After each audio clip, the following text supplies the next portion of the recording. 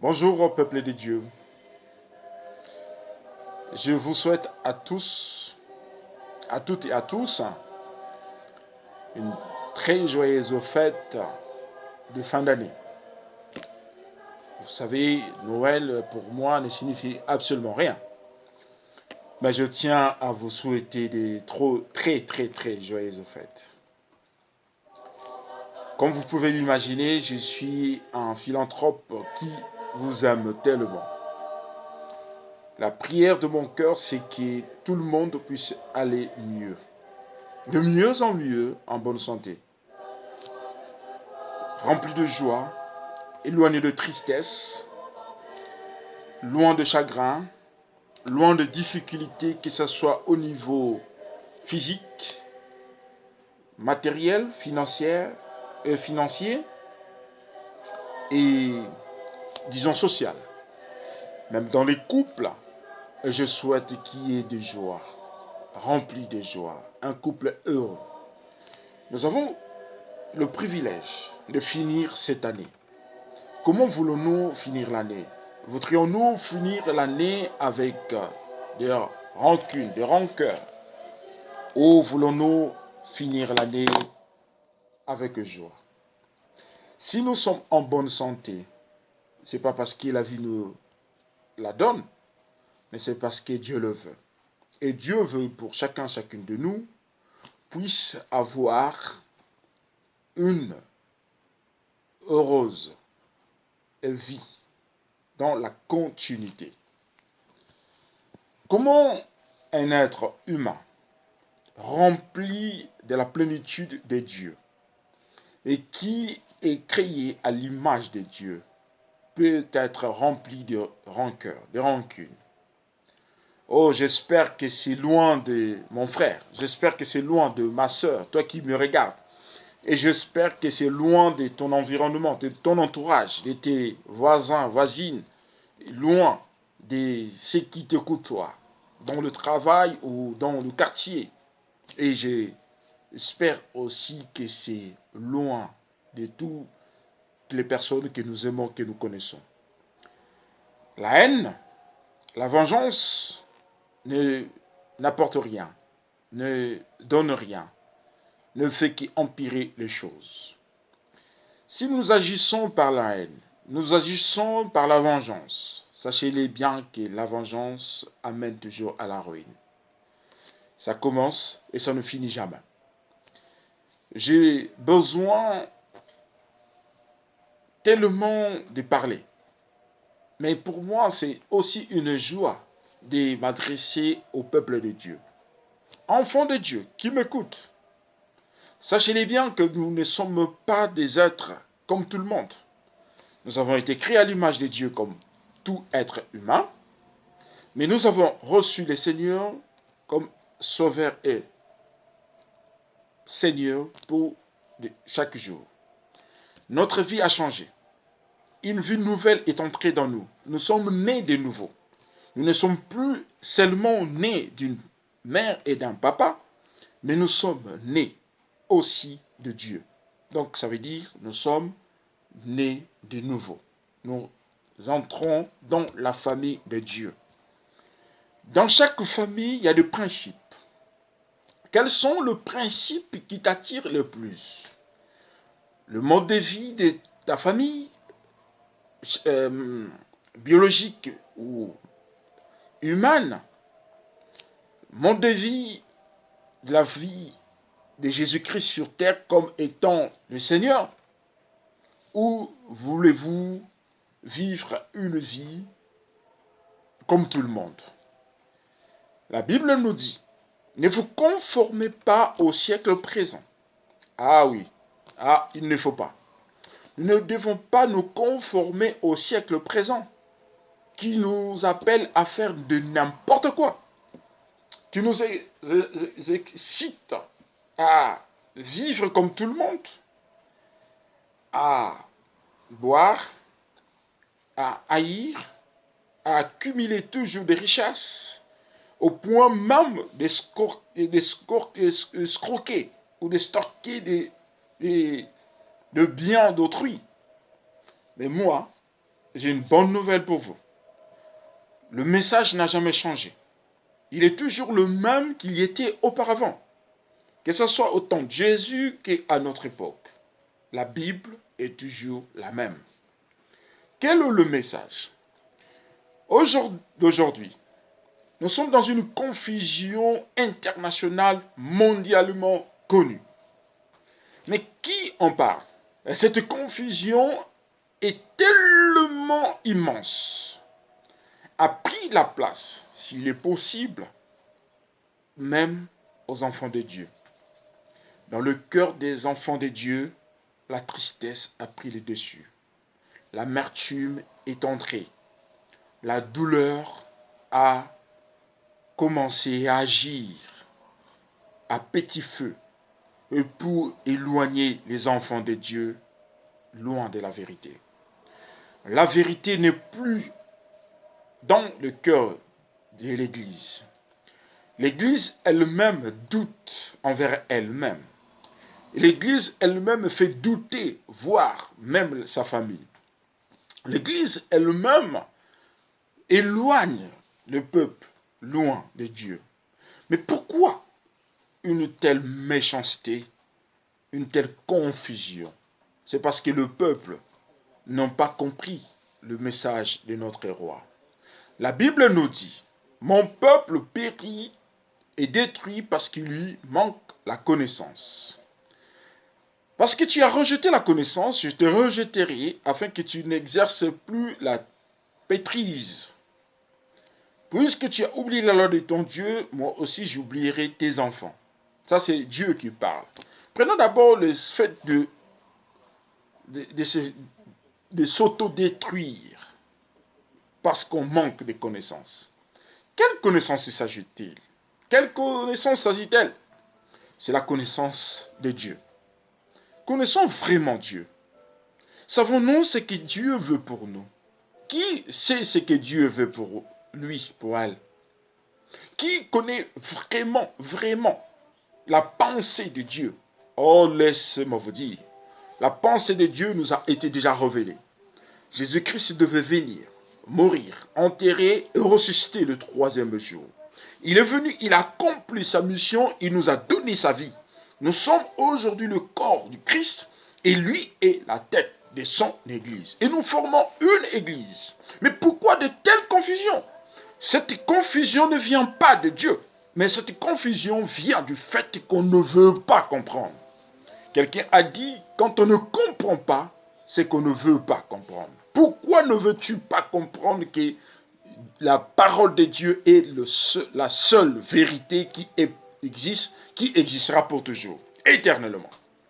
La seule vérité que nous pouvons avoir sur cette terre, ce n'est que dans la parole qu'on peut la retrouver. Quelle vérité cherches-tu encore, mon frère? Nous n'avons qu'une seule vérité, et cette vérité ne peut venir que de Dieu. Nous avons été choisis créés à l'image de Dieu, choisis par Dieu pour être établis ensuite. Et nous avons été établis pour servir. Établis veut dire employés. Nous sommes employés de Dieu au service du royaume des cieux. Quelle connaissance cherches-tu, mon frère? Quelle connaissance veux-tu encore aujourd'hui, ma sœur? Cette connaissance que tu cherches, ne la cherche pas ailleurs. Cherche cette connaissance uniquement parce que Dieu veut te donner une nouvelle identité. Cette identité ne t'amènera jamais à la confusion. Quand je parle de la confusion, j'aimerais expliquer cette confusion. Aujourd'hui, le peuple de Dieu confond l'Église et les organismes. Les organismes et l'œuvre de Dieu. Pourquoi? On confond le catholique et l'Église. On confond l'Église catholique et l'Église de Jésus-Christ. On confond la parole du Seigneur et la parole des catholiques. On confond le Seigneur et d'autres croyances. Jésus-Christ n'a jamais créé une religion. Jésus-Christ n'est pas une religion. Jésus-Christ n'est pas un groupement. Jésus-Christ est le Seigneur. Catholique veut dire universel, c'est-à-dire une église universelle. Mais l'église universelle doit-il gouverner, diriger le monde? Je ne pense pas que c'est pour ça que Dieu nous a choisis. La Bible dit que les apôtres ont reçu du Seigneur le Saint-Esprit. Et ensuite, chacun alla prêcher la bonne nouvelle. Quand l'autre faisait moins l'œuvre, et ainsi de suite, quelqu'un d'autre venait pour compléter ce qui manquait. Mais aujourd'hui, pourquoi voudrions-nous avoir une église universelle? La seule église universelle qui peut exister, c'est la parole de Dieu. La parole de Dieu est une église universelle. C'est pour quiconque croit. Celui qui croit en Chine, celui qui croit à Katakokombe, celui qui croit en Mbanzalemba,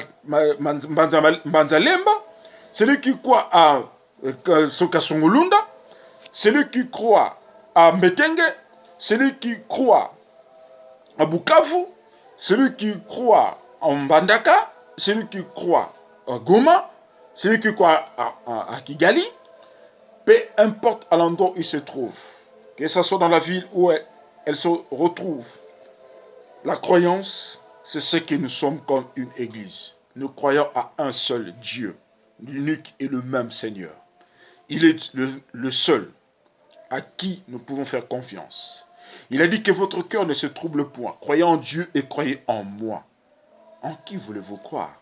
Jean 14, verset 1 nous le dit. En qui voulez-vous croire encore? Le Seigneur nous a choisis.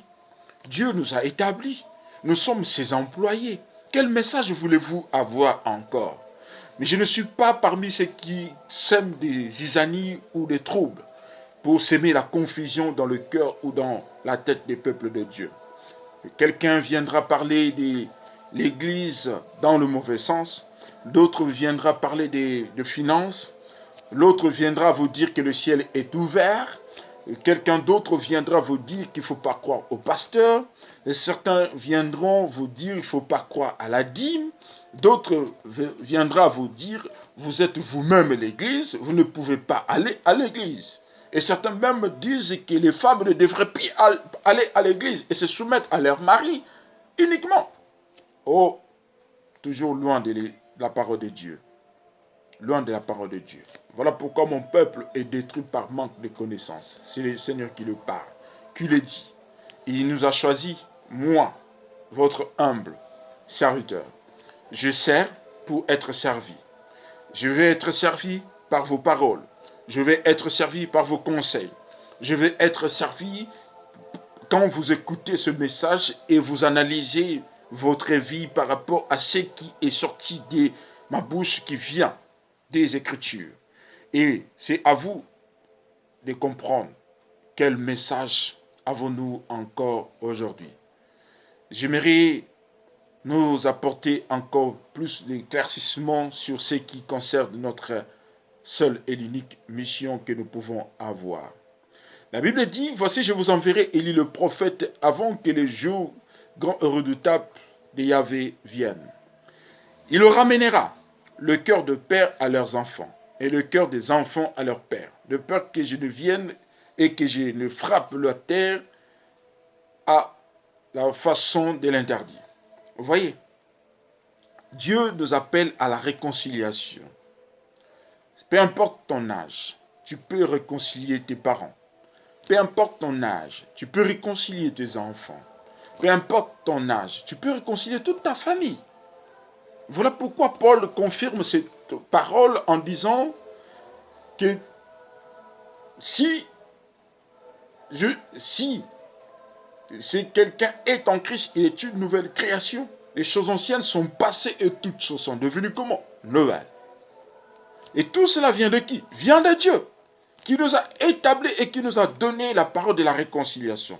Et nous sommes des ministres de la réconciliation. Ça veut dire que nous sommes uniquement pour réconcilier ceux qui ne croient pas, non ceux qui divisent. Nous ne sommes pas des terroristes de la parole de Dieu, mais nous sommes des réconciliateurs, des ambassadeurs du Christ dans le monde. Là où tu es, dis-toi que tu es un réconciliateur. Tu es appelé à réconcilier ton entourage, ta famille, tes enfants, à les réconcilier avec Dieu par Jésus-Christ. Le seul chemin qui existe entre l'homme et Dieu. Tu ne peux contourner ni détourner ce chemin. Il n'y a que le seul chemin qui existe, c'est Jésus-Christ, lui seul. Peu importe à ce que disent les gens, Jésus n'était pas noir, Jésus était juif, laissez-moi vous dire, c'est là où nous trompons souvent. Je reviens encore à la confusion. Cette confusion qui existe, au jour d'aujourd'hui, les enfants de Dieu commencent à s'appeler juifs. Au jour d'aujourd'hui, les enfants de Dieu commencent à soulever les drapeaux d'Israël. Au jour d'aujourd'hui, les enfants de Dieu vont se faire rebaptiser dans le Jourdain. Au jour d'aujourd'hui, les peuples de Dieu cherchent de l'huile, cherchent n'importe quoi pour se sentir bien. Est-ce que c'est ton âme qui se sent bien ou c'est ta conscience que tu veux nettoyer? Mais laisse-moi te dire, il y a une façon de nettoyer sa conscience, c'est par la parole. Ce n'est que par la parole.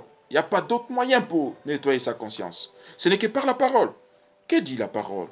Nous avons simplement cette confusion qui existe depuis le 19e siècle. Nous pouvons, bien aimés, changer cette attitude. Nous connaissons l'Église catholique. Nous savons que l'Église catholique a été portée plus haut, plus loin dans le monde entier, qui s'est étalée dans le monde.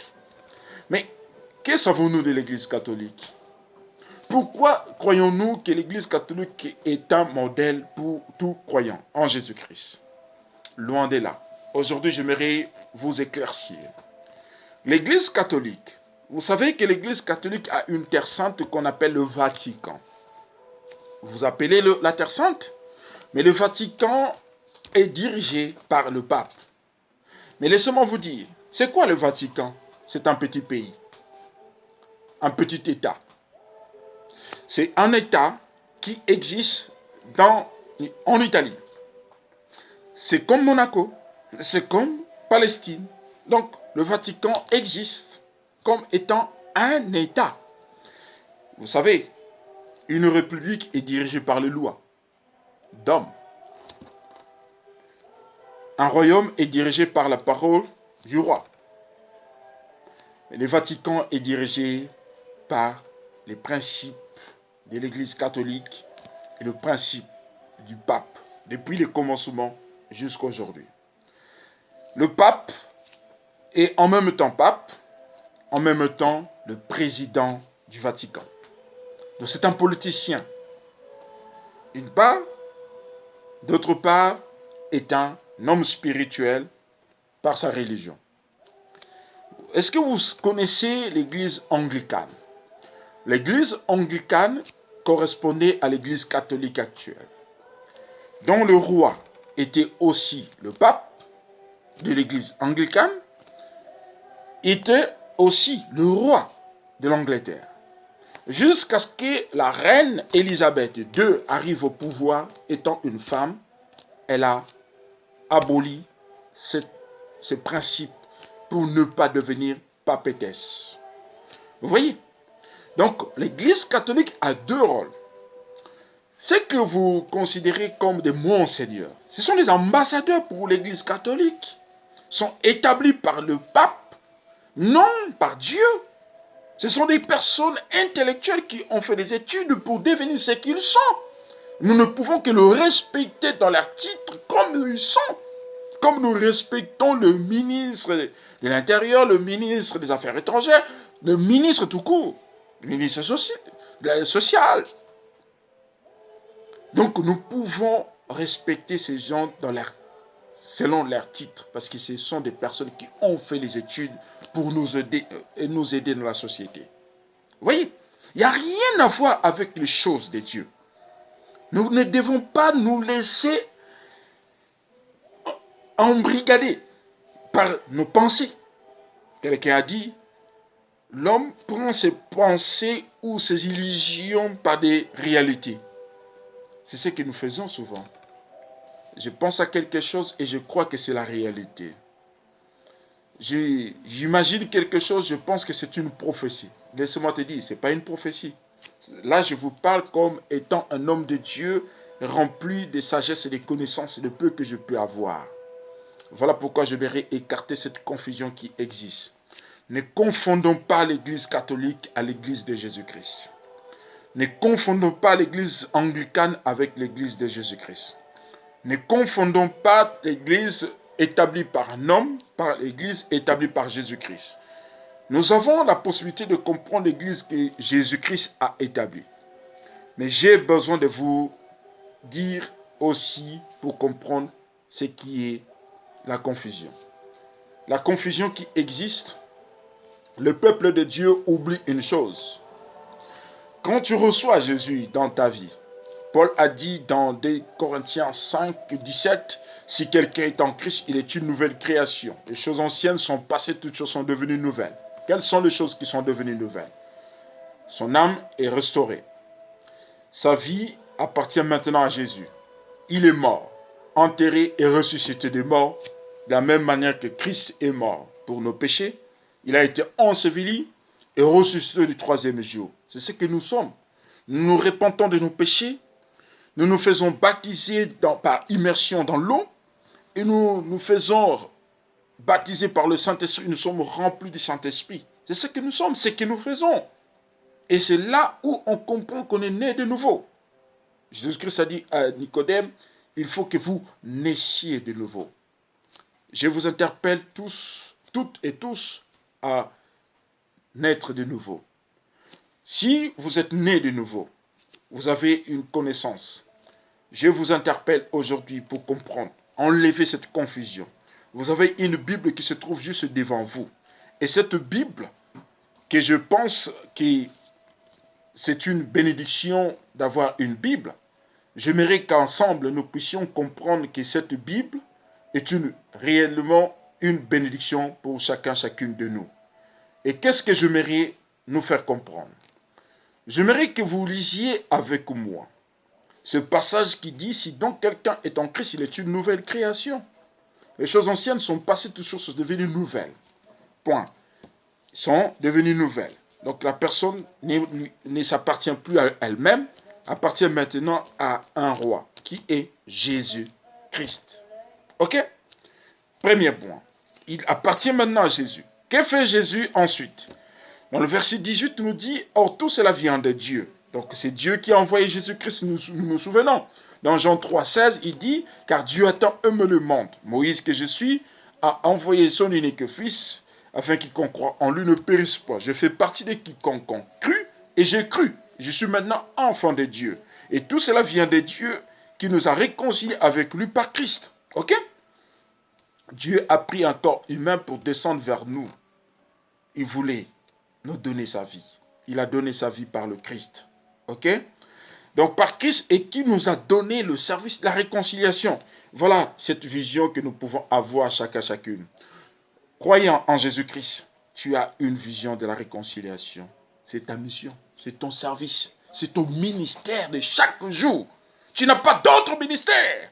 Tu n'as que ça comme ministère. C'est ta mission sur cette terre. C'est ta vision à accomplir. Tu n'as encore rien accompli depuis que tu es enfant de Dieu. Depuis que tu t'es fait baptiser par immersion. Depuis que tu as un pasteur. Depuis que tu as une église. Depuis que tu as des engagements. Tu n'es pas encore au service de la réconciliation. Voilà la confusion. Et verset 19 nous dit, car Dieu était en Christ. Nous expliquons ce qui s'est vraiment produit quand nous sommes nés de nouveau. Car Dieu était en Christ, réconciliant le monde avec lui-même, en leur imputant pas leurs fautes, et il a mis en nous la parole de la réconciliation. Vous voyez, nous avons le ministère de la réconciliation et nous avons la vision de la réconciliation. Nous sommes des gagneurs d'âme pour Christ dans le monde. C'est ça notre mission. Il n'y a pas d'autre alternative. C'est pour ça que nous sommes appelés. Tu es appelé, c'est pour servir. Tu es croyant, c'est pour Jésus. Tu n'appartiens plus à ta famille. Tu appartiens à la famille de Dieu. Que cherches-tu encore? Pourquoi es-tu encore dans la confusion? Pourquoi crois-tu qu'il y a un 5e évangile? Nous savons qu'il y a 4 évangiles.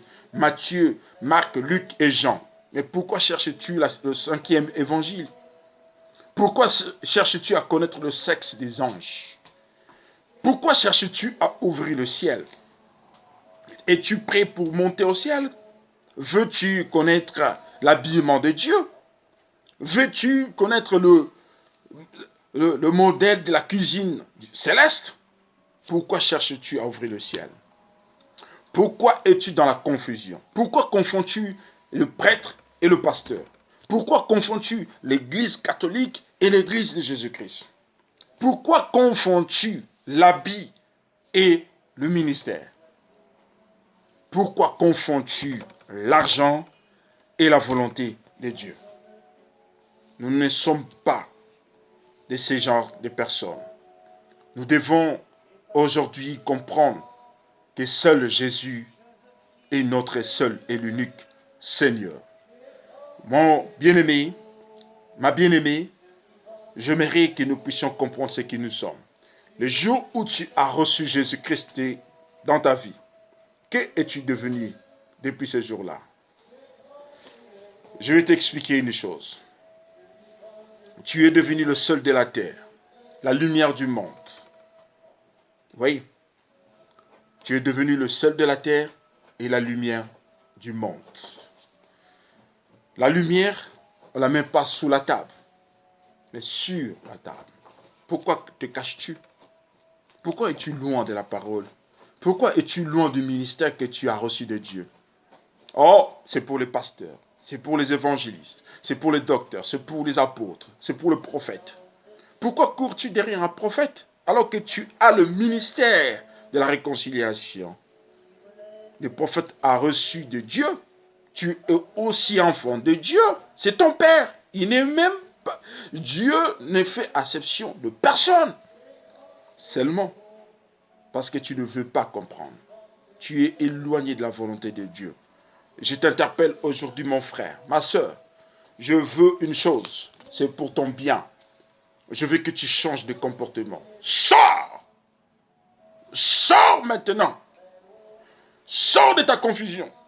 Sors de cette confusion! Sors parmi ceux qui sont dans la confusion! Éloigne-toi d'eux. Ne te laisse pas embobiner.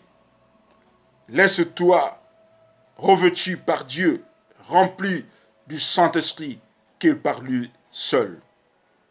Tu es le seul de la terre, la lumière du monde. Amen. Amen. Le mandat chrétien, c'est le mandat que nous avons reçu de Dieu. Nous sommes nés de nouveau. Les croyants en Jésus-Christ sont nés de nouveau. Comment sont-ils nés? En croyant, en confessant par la bouche et en croyant du cœur. Jésus est mort, enseveli et ressuscité le 3e jour. En confessant de sa bouche, en croyant du cœur, on est né de nouveau. Est-ce que vous comprenez? Donc c'est ça ce que nous devons comprendre. Selon Romains 10, versets 9 et 10, qui nous dit: si tu confesses ta bouche et Seigneur Jésus, si tu crois dans ton cœur, tu seras sauvé. Car c'est du cœur que l'on croit à la justice. Et c'est la confession de la bouche qu'on parvient au salut. Selon ce que dit les Écritures. Vous voyez, selon Romains 10, 9 et 10, nous sommes nés de nouveau. Parce que nous avons confessé et cru. Je ne peux pas confesser sans croire. Pourquoi? Il faut comprendre. Sans comprendre, je ne peux pas croire. Mais quand tu comprends, tu dois croire. Sors de ta confusion. Sors de ta confusion. Nous sommes établis par Dieu comme étant des ambassadeurs du Christ dans le monde. Des Corinthiens 5 et 20. Nous sommes des ambassadeurs du Christ dans le monde. Vous voyez? Jésus nous a établis. Nous sommes des témoins du Christ. Selon Acte 1, 9. Nous sommes pour témoigner que Jésus est bel et bien mort sur la croix, enterré, ressuscité le troisième jour. Tu es pasteur, tu es frère, tu es batteur, et tu es saxophoniste, tu es pianiste, tu es chantre, tu es donateur, tu ne fais rien de mal, mais simplement comprends qui tu es. Tu es un enfant de Dieu au service de son Père. Tout doit être dans l'intérêt du royaume. Ce n'est pas dans l'intérêt du pasteur, ni d'un évêque, ni d'un prophète, mais c'est dans l'intérêt du royaume que nous devons travailler. À bon attendeur, salut. Bien-aimé, je suis disposé à répondre à toutes les questions. Il m'arrive parfois de partager avec des bonnes personnes la bonne nouvelle. Il m'arrive aussi d'écouter certaines personnes. Quand quelqu'un s'exprime pour honorer la parole de Dieu, cela me convient et cela me plaît beaucoup. Je n'interpelle pas par plaisir, mais j'interpelle quelqu'un pour comprendre ce que nous sommes en Jésus-Christ. Nous sommes les sels de la terre, nous sommes la lumière du monde. Ok? Quand le sel perd sa saveur, à quoi bon servira-t-on? La lumière, on ne la met pas sous la table, mais on la met sur la table pour qu'elle éclaire toute la maison. Vous êtes avec moi? Nous sommes nés de nouveau parce que nous avons confessé, parce que nous avons cru dans notre cœur que Jésus est mort, enseveli et ressuscité le troisième jour. Nous sommes établis par Dieu comme étant les ambassadeurs du Christ dans le monde. Mais ce que nous devons comprendre, c'est quoi? C'est que nous sommes, chacun, premièrement, le ministre de la réconciliation. Deuxièmement, nous avons toutes et tous la vision de la réconciliation pour Dieu. Tout ça dans l'intérêt du royaume. Aujourd'hui, nous nous étonnons pourquoi l'Église marche si toute en difficulté. Parce que l'Église a perdu toute sa saveur. La confusion règne depuis des lustres.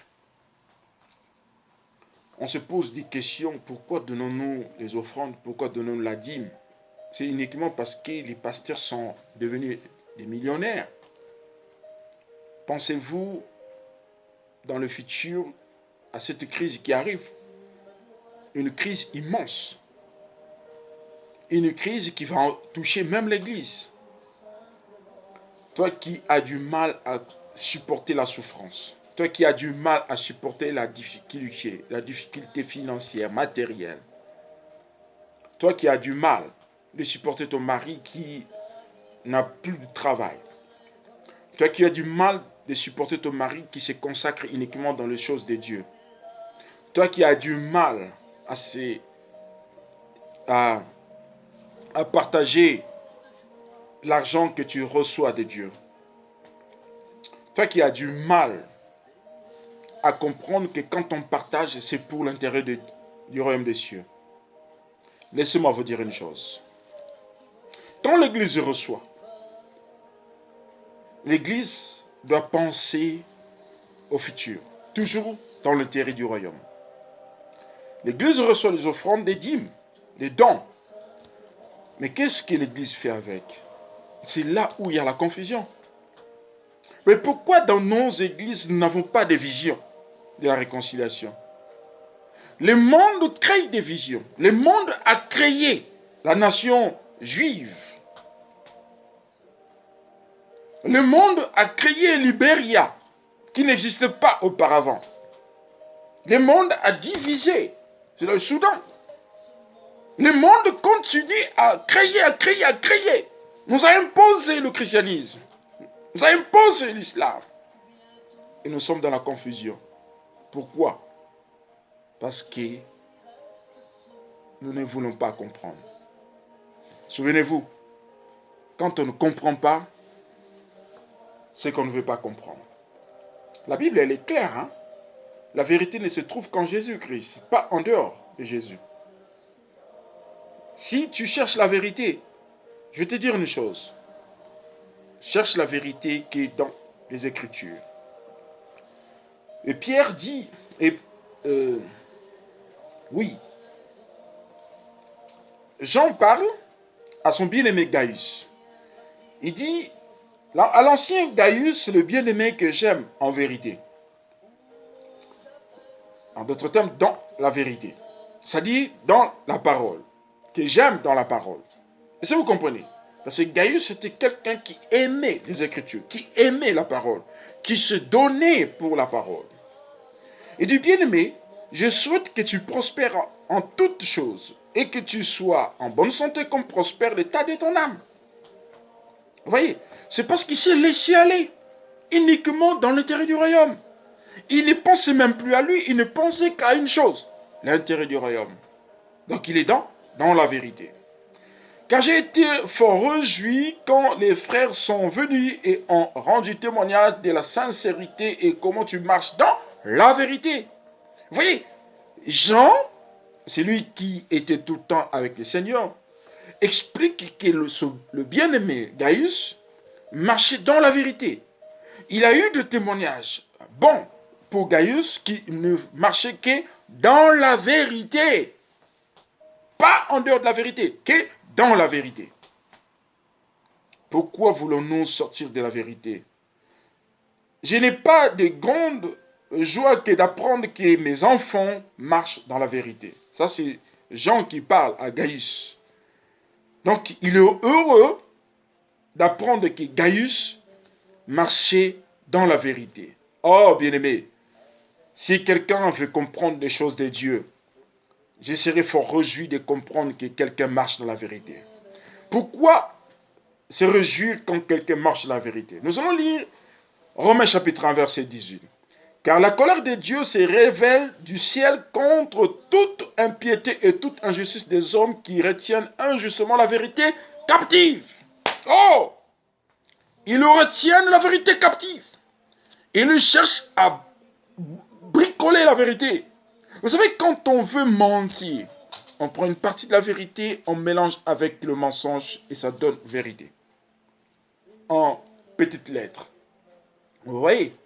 Donc, ils prennent la vérité en captive. Ils prennent la vérité captive. Ils ont capturé la vérité. Donc, ils ont caché la vérité.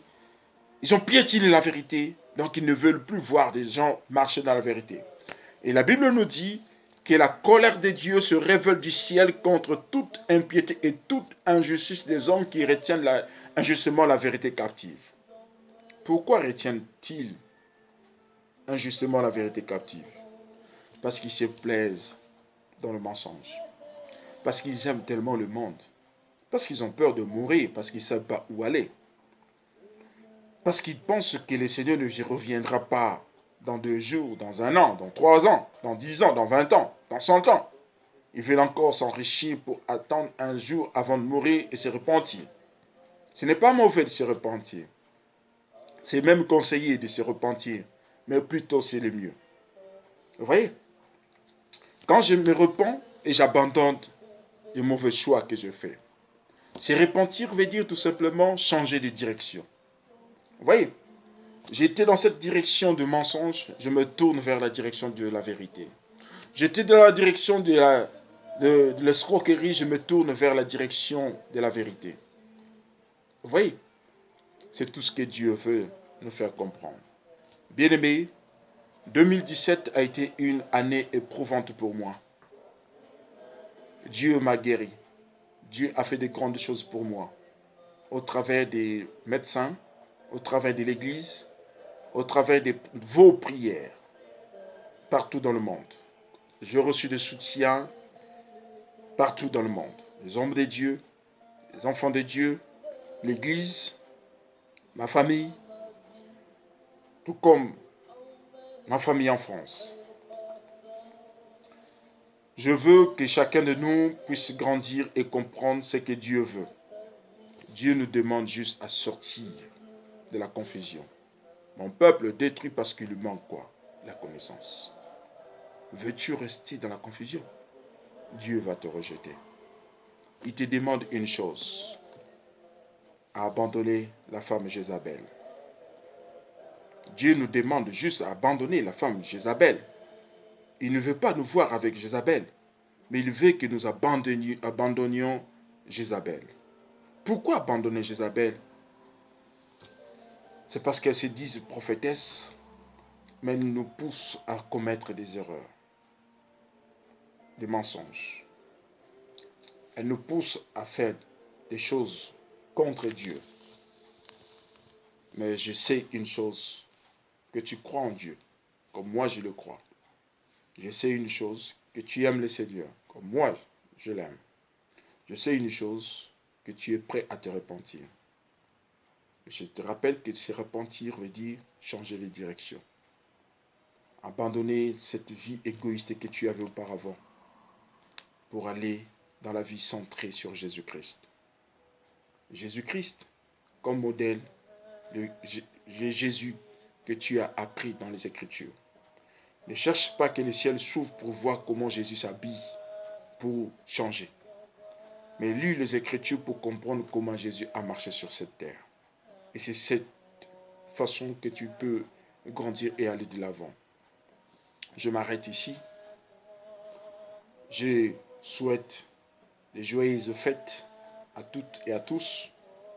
J'aimerais que nous puissions quitter 2017 toutes et tous, sans souci, sans problème, sans mauvaises nouvelles. Mais j'aimerais que nous puissions entrer encore à la nouvelle année 2018 avec joie et témoignage.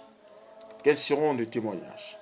Le pardon que tu as accordé, le pardon que tu as demandé, le merci que tu as accordé et le merci que tu as demandé et tu as rendu.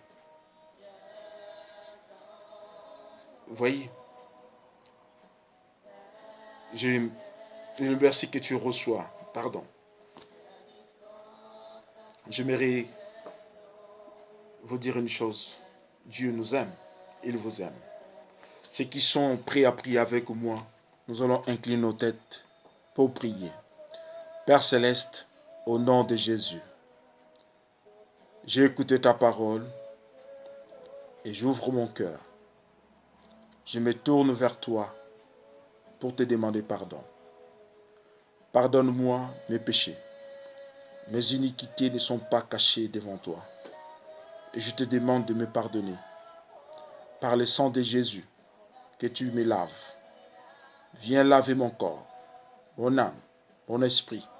Viens laver mon cœur, mes pensées, mon raisonnement. Viens laver mon intelligence, sagesse, connaissance. Viens laver ma conscience, mon inconscience, ma subconscience. Viens laver mes désirs, mes sentiments, mes émotions. Viens laver ma mémoire. Sanctifie-moi par le sang précieux de ton Fils Jésus-Christ. Lave mes entrailles, les fruits de mes entrailles. Purifie mes reins et purifie mon estomac. Que tout mon être soit lavé par le sang de Jésus. Je bois le sang de Jésus par la foi. Et je confesse que Jésus est mort, enterré et ressuscité le troisième jour. Je confesse qu'il est assis maintenant à la droite de Dieu le Père. Je confesse que ma vie est cachée en Jésus-Christ et Jésus en moi. Je confesse de ma bouche que Jésus est mon Seigneur. Il est mon Sauveur de chaque jour. Je confesse qu'aucune puissance, aucune force, aucun démon ne pourra me traquer ni me faire du mal parce que j'appartiens au royaume céleste. Je confesse que la main de Dieu ne me quittera jamais. Je confesse que Dieu combat pour moi et rien ne me fera plus peur. Jésus est mon Seigneur. Jésus est mon Sauveur. Que Dieu vous bénisse, vous qui avez écouté cette parole. Que Dieu vous bénisse, vous qui avez ouvert votre cœur pour recevoir le message. Je vais prier maintenant pour vous. Seigneur, tu m'as fait grâce d'être aujourd'hui en vie. Et je te prie encore de faire grâce à celui qui écoute ce message. Tu m'as fait grâce d'être en bonne santé. Je te prie de faire aussi grâce à celui qui écoute ce message, ou qui écouterait ce message. Seigneur, tu m'as fait grâce de vivre en paix, en toute tranquillité. Tu m'as donné cette sécurité que j'ai manquée auparavant. Tu m'as donné une liberté que je n'avais pas, ni dans mon cœur, ni dans mes pensées. Mais aujourd'hui, je t'appartiens. Voilà pourquoi je te prie, Seigneur, de bénir toute personne qui a ouvert son cœur pour écouter cette parole, qui a ouvert son cœur et qui a donné son temps à écouter ce message jusqu'au bout. Seigneur, bénis ma soeur, bénis mon frère, bénis toute personne qui écoute ce message. Seigneur, je te prie car tu es le seul, unique Dieu véritable. Que ta bénédiction vienne d'en haut pour descendre jusqu'à celui ou seul qui est prêt à la recevoir. Répands sur nous ta bénédiction. La bénédiction promise à Abraham, à Isaac et à Jacob, soit notre partage. Que Jésus-Christ soit notre modèle, notre Seigneur, notre Maître, notre Seigneur pour toujours. Nous voulons imiter le Seigneur, mais si le Saint-Esprit nous aide, nous pouvons aller, nous irons encore loin. Saint-Esprit, viens nous donner de la force qui nous manque. Viens nous donner de l'intelligence, sagesse et connaissance. Remplis le cœur de mon frère, remplis le cœur de ma sœur.